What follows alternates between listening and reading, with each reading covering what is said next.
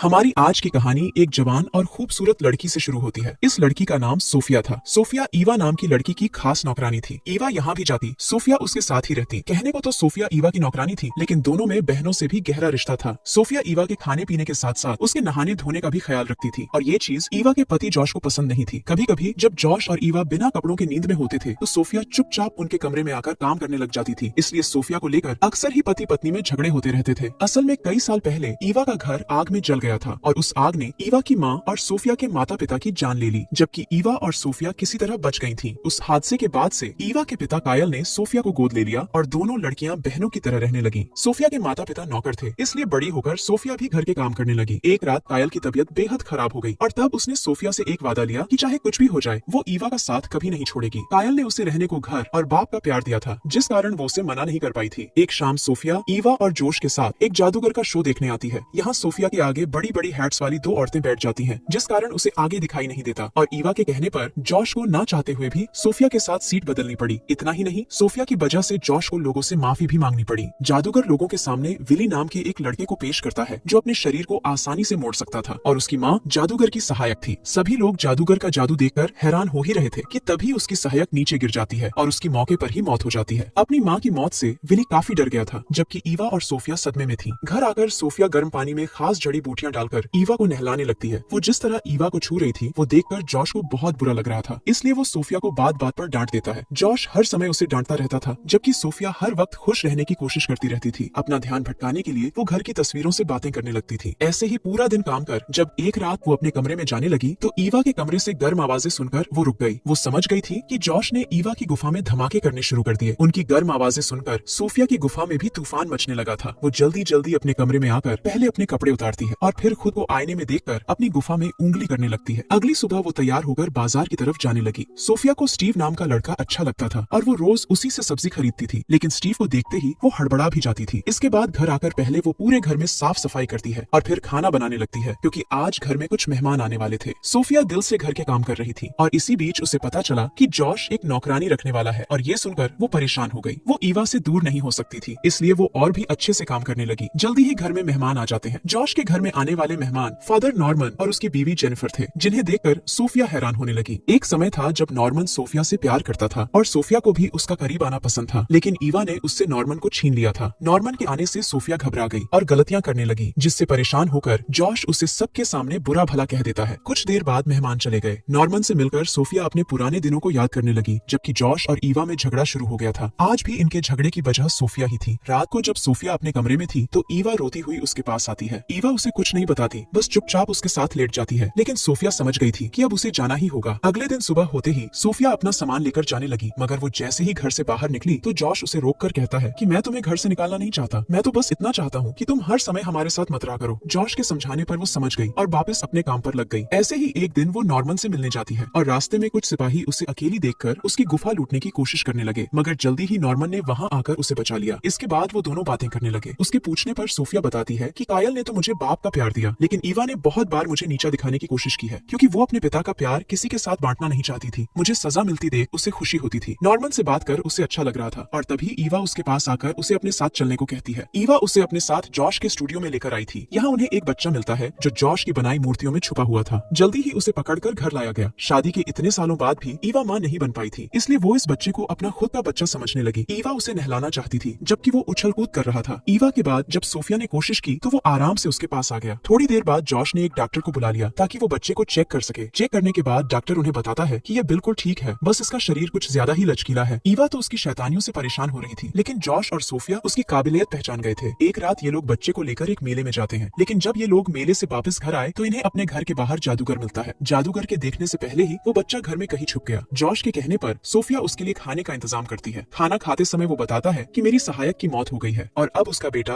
Willie ही मेरा वारिस है। जादूगर की बातों से ये लोग समझ गए कि उनके घर में जो बच्चा है वो विली ही है। जादूगर अपने जादू का कमाल दिखाने लगा, ताकि ये लोग डर कर विली को वापस कर दे, लेकिन उसकी लाख कोशिशों के बाद भी जॉश उसे विली के बारे में कुछ नहीं बताता। सोफिया विली का बहुत अच्छे से ख्याल रखने लगी थी, जबकि ईवा को उससे जलन होने लगी थी। सोफिया ये सारी बातें नॉर्मन को बताती है, और वो उसे ईवा को माफ करने की सलाह देता है। सोफिया फिर से नॉर्मन के करीब आना चाहती थी, इसलिए उसने नॉर्मन के घर आना जाना शुरू कर दिया। उसके घर के काम करने शुरू कर दिए। नॉर्मन से मिलकर उसकी जिस्मानी भूख जागने लगी थी। वो हर वक्त पानी निकालने के ही सपने देखने लगी थी। एक तरफ वो नॉर्मन नॉर्मन के करीब जाना चाहती थी और वहीं दूसरी तरफ वो स्टीव के साथ भी समय बिता रही थी। स्टीव से मिलकर जब वो घर पहुंची तो जॉश का एक पुलिस वाला दोस्त जॉश को बताता है कि जादूगर पर बैंक लूटने का आरोप है और पुलिस को शक है कि इस अपराध में एक दुबले पतले बच्चे ने उसकी मदद की है जो छोटी सी जगह से भी निकल सकता है। वो आगे बताता है कि पुलिस को लग रहा है कि वो बच्चा तुम्हारे घर में है, इसलिए कुछ ही दिनों में पुलिस तुम्हारे घर जांच करने आएगी। ये सुनकर जॉश और सोफिया सोच में पड़ गए। वो विली को दबाकर खिला पिलाकर मोटा करने लगे ताकि कोई उसे पहचान ना पाए। इसी बीच सोफिया को पता चला कि स्टीव उसी की एक सहेली से शादी करने वाला है और ये जानकर उसका दिल टूट गया। कुछ ही दिनों बाद जॉश के घर पुलिस आती है, लेकिन जब उनके कहने पर विली को बुलाया गया तो उसे देखकर उन्होंने वापस जाने का फैसला कर लिया क्योंकि सोफिया और जॉश ने उसे खिला पिलाकर पूरी तरह बदल दिया था। अब सब कुछ ठीक था। विली के बचने से सभी खुश थे, लेकिन विली खुश होकर इधर उधर कूदने लगा। सोफिया उसे पकड़ने के लिए उसके पीछे भागती है और इसी दौरान उसकी नजर ईवा और नॉर्मन पर पड़ती है जो एक दूसरे के गले लगे हुए थे। उन दोनों को साथ में देखकर एक बार फिर सोफिया का दिल चकनाचूर हो गया। उदास होकर वो बाजार की तरफ जाने लगी और तभी स्टीव उसके पास आकर उसे बताता है कि मैं सिर्फ तुमसे प्यार करता हूँ, अगर तुम हाँ करो तो हम दोनों शादी कर किसी दूसरे शहर में रहने चले जाएंगे। वो स्टीव से शादी तो करना चाहती थी मगर वो ईवा को नहीं छोड़ सकती थी, इसलिए सोफिया उसे मना कर देती है। कुछ दिनों बाद जॉश ने अपने घर एक पार्टी का इंतजाम किया जिसमें वो और ईवा सबके सामने विली को गोद ले लेते हैं। ये सुनकर पार्टी में आए सभी लोग ईवा की तारीफ करने लगे क्योंकि उसके पिता कायल ने भी सोफिया को गोद लेकर उसकी जिंदगी संवार दी थी। आज पहली बार सोफिया को ईवा की तारीफ से तकलीफ हो रही थी। वो जॉश को ईवा और नॉर्मन के बारे में बताना चाहती थी, इसलिए मौका मिलते ही वो सबके सामने जॉश को बता देती है कि जिस नॉर्मन को तुम अपना दोस्त कह रहे हो वो साला तुम्हारी बीवी का पुराना आशिक है और वो दोनों आज भी मिलते हैं। उसकी बात सुनकर नॉर्मन की बीवी को दौरा पड़ जाता है जबकि सोफिया भागकर घर में आ जाती है। घर में आकर वो जल्दी जल्दी अपना सामान बांधने लगी ताकि यहाँ से कहीं दूर जा सके। उसे लगने लगा था कि वो जिससे भी प्यार करती है ईवा उसे छीन लेती है। तभी ईवा भी उसके पीछे पीछे आती है। ईवा को सोफिया पर बेहद गुस्सा था, इसलिए वो उससे लड़ने लगी। देखते ही देखते दोनों में हाथापाई होने लगी। कुछ देर हाथापाई करने के बाद ईवा उसे बताती है कि मैं माँ बनने वाली हूँ और ये सब नॉर्मन की प्रार्थना की वजह से हुआ है, इसलिए मैंने खुशी के मारे उसे गले लगा लिया था। जैसा तुम सोच रही हो वैसा कुछ भी नहीं था। ईवा की बात सुनकर सोफिया को एहसास होने लगा कि ईवा ने उससे कभी भी नफरत नहीं की, बल्कि ये सब तो उसका वहम था। वो सालों से ईवा को गलत समझती आ रही थी। जल्दी ही दोनों के मन मुटाव दूर हो गए और तभी उन्हें पता चला कि घर में आग लग चुकी है। सोफिया आग के लिए खुद को जिम्मेदार मानने लगी, लेकिन जल्दी ही वो खुद को संभाल कर अपनी और ईवा की जान बचा लेती है। कहानी के आखिर में ईवा के कहने पर सोफिया ने स्टीव से शादी कर ली और दोनों अपने अपने परिवार के साथ खुशी खुशी रहने लगी। इसी के साथ इस कहानी का यही अंत हो जाता है। हमारी वीडियो देखने के लिए बहुत बहुत धन्यवाद। मिलते हैं अगली वीडियो में, तब तक के लिए नमस्कार।